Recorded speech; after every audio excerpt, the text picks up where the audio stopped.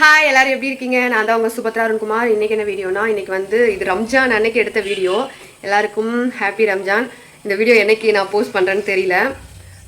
ரம்ஜான் அன்னைக்கு எல்லார் முஸ்லீம் ஃப்ரெண்டு இருந்தாங்கன்னா அவங்களுக்கு கண்டிப்பாக பிரியாணி வந்து சேர்ந்துரும். ஏன்னா நான் ஸ்கூல் படிக்கும் போதும் எனக்கு ஒரு ஃப்ரெண்டு இருந்தா, மோப்னிஷா. அந்த ஸ்கூல் டேஸில் வந்து ரம்ஜான் அன்னைக்கு லீவ் விட்டுருவாங்களா, அவள் அடுத்த நாள் அவங்க வீட்டில் ஏதாவது செஞ்சானா, பிரியாணின்னு கிடையாது, அவள் அடுத்த நாள் அவங்க வீட்டில் என்ன செஞ்சாலும் எடுத்துகிட்டு வந்து எனக்கு தந்துடுவா.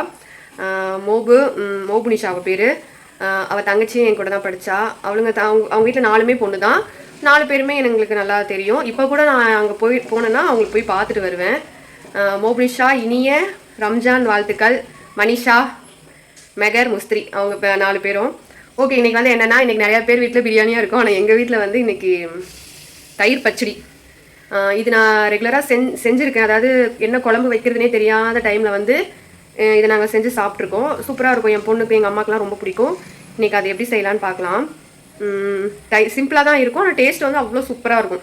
திடீர்னு இப்போ ஏதாவது குழம்பு வைக்க முடியல, அர்ஜென்ட்டாக எங்கேயாவது போயிட்டு வரோம், மதிய டைமில் சாப்பிட்றதா இருந்தால் தயிர் பச்சடி சாப்பிட்லாம். அதை பார்க்கும்போது நம்மளுக்கு அவ்வளோ சூப்பராக இருக்கும், சாப்பிடணும் போல தோணும். ஓகேவா? அதை எப்படி செய்யலான்னு பார்க்கலாம் வாங்க.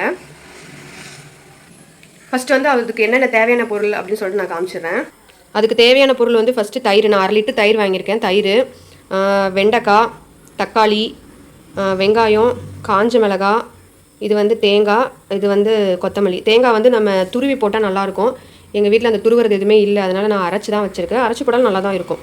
அதாவது ரொம்ப ஃபைனாக அரைக்காமல் கொஞ்சம் திரியாக அரைச்சா நல்லாயிருக்கும். இது மட்டும்தான் இதுக்கு தேவையான பொருள். சீக்கிரமாக பண்ணிடலாம். இது எல்லாமே பச்சையாக தான் சேர்ப்பாங்க. நான் வந்து கொஞ்சம் இதை தாளித்து சேர்க்க போகிறேன். அவங்க வந்து நான் பார்த்த வீடியோவில் வந்து வெண்டைக்காய் மட்டும்தான் அவங்க வதக்கி சேர்ப்பாங்க.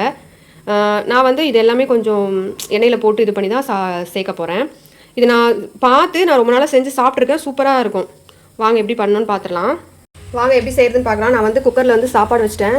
இப்போ வந்து அடுப்பில் அந்த கடாய் வச்சுருக்கேன். எண்ணெயை ஊற்றி நான் அப்பளம் பொரிச்சிட்டேன். இதுக்கு வந்து அப்பளம், அப்புறம் வந்து காரசாரமாக, அதாவது சேனைக்கிழங்கு, வாழைக்காய் அந்த மாதிரி ஏதாவது இருந்தாலும் நல்லாயிருக்கும். கடாய் வச்சு, கடாய் நல்லா அதான் எப்பளம் பொரிச்ச எண்ணெய் தான் சூடாகிடுச்சு நல்லா. அதில் வந்து கொஞ்சம் கடுகு போட்டுக்கலாம்.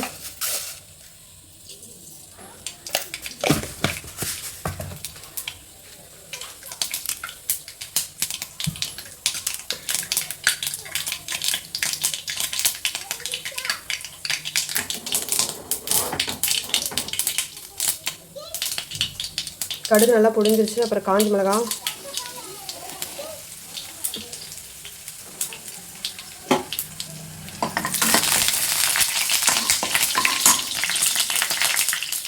அப்புறம் வெங்காயம். இதெல்லாம் வந்து நல்ல பொன்னிறமாக அந்த மாதிரிலாம் வதக்க தேவையில்லை. ஒரு லைட்டாக மீடியமான இதில் வதக்கினாலே போதும்.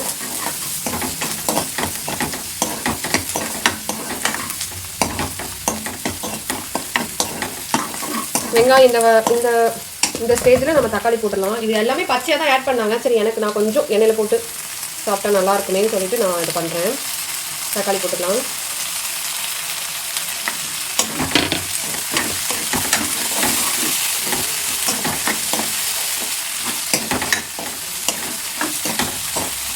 இது கொஞ்சம் அப்படியே நல்லா வதங்கட்டும். இந்த ஸ்டேஜில் கொஞ்சம் கருவேப்பிலை போட்டுக்கலாம்.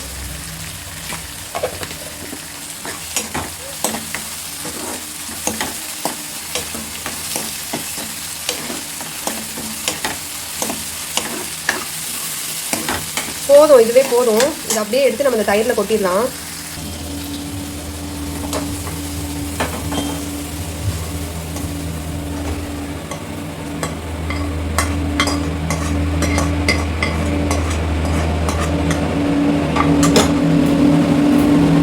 நெக்ஸ்ட் வந்து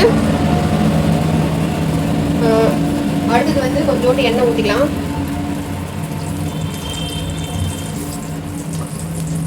இதில் வந்து இந்த வெண்டைக்காய் சேர்த்துக்கலாம். இந்த வெண்டைக்காய் வந்து நல்லா வதங்கணும்.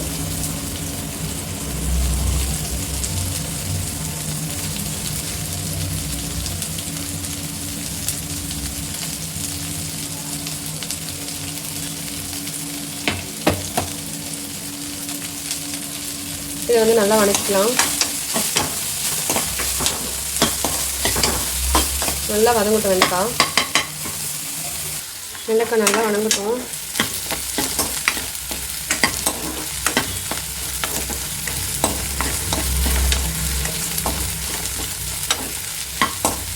என் பொண்ணு எந்த காய்கறி செஞ்சாலுமே அந்த தனித்தனியாக இப்போ நான் இது உள்ளேயே நான் இந்த தயிர் உள்ளேயே இவ்வளோ பொருள் நான் போடுறேன். ஆனால் அந்த தயிரில் இருக்கிற ஒவ்வொன்றையும் என் பொண்ணு பொறிக்க வச்சுட்டு தான் சாப்பிடுவா.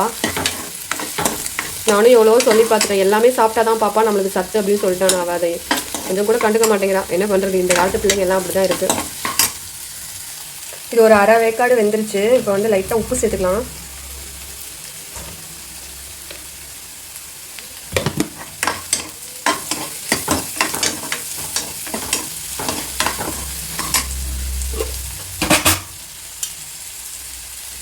அதுக்கப்புறம் கொஞ்சோண்டு மஞ்சள் தூள் சேர்த்துக்கலாம்.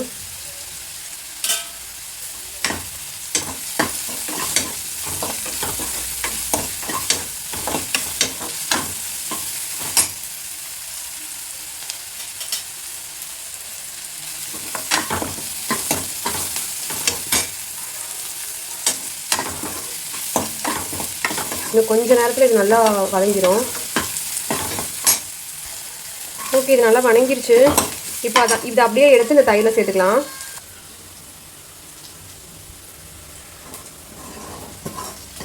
இதை தயிரில் சேர்த்தோடனே அந்த தயிர் கலரே மாறிடும். ஏன்னா இதில் நம்ம மஞ்சத்தூள் சேர்த்துருக்கறனால அந்த தயிர் கலர் ஃபுல்லாகவே எல்லோவாக மாறிடும்.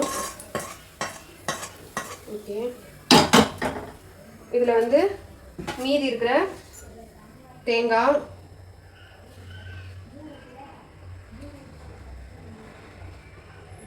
அப்புறம் இந்த கொத்தமல்லி தழை இதெல்லாம் போட்டுக்கலாம். இப்போ இதை எல்லாத்தையும் சேர்த்து மிக்ஸ் பண்ணிடலாம்.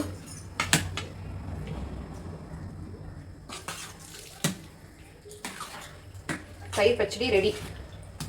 தயிர் வெண்டைக்காய் பச்சடி. பாருங்க அதோட கலரை எப்படி இருக்குன்ட்டு, சூப்பராக இருக்குது பார்க்கும்போதே. நமக்கு உப்பே நான் அதில் போடல, வெண்டைக்காய் வதக்கும் போது போட்ட உப்பு தான். உப்பு பார்த்தலன்னா உப்பு போட்டுக்குங்க. சுட சுட சாப்பாடு, தயிர், இந்த தயிர் பச்சடி, அதுக்கப்புறம் அப்பளம், இல்லைனா வாழைக்காய், இல்லைனா ஏதாவது சேனக்கிழங்கு அந்த மாதிரி வறுத்து சாப்பிட்டோன்னு வச்சுங்க, சூப்பராக இருக்கும். நீங்களும் ட்ரை பண்ணி பாருங்கள். எவ்வளோ சூப்பராக இருக்கும், நல்லா க்ரீமியாக இருக்கும் பார்க்கவே.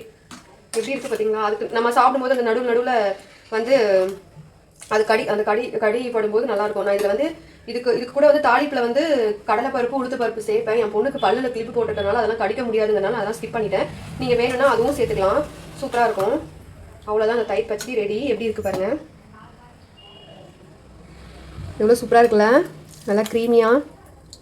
நீங்களும் வீட்டில் ட்ரை பண்ணி பாருங்கள். ட்ரை பண்ணி பார்த்துட்டு எப்படி இருந்ததுன்னு எனக்கு கமெண்ட்டில் சொல்லுங்கள். எனக்கு இப்போவே பசிக்குது, நான் சாப்பிட போகிறேன். சூப்பராக தயிர் பச்சடி செஞ்சாச்சு. இதே மாதிரி நீங்களும் செஞ்சு பாருங்கள். நெக்ஸ்ட் ஒரு vlogல பார்க்கலாம். டாடா, பாய்.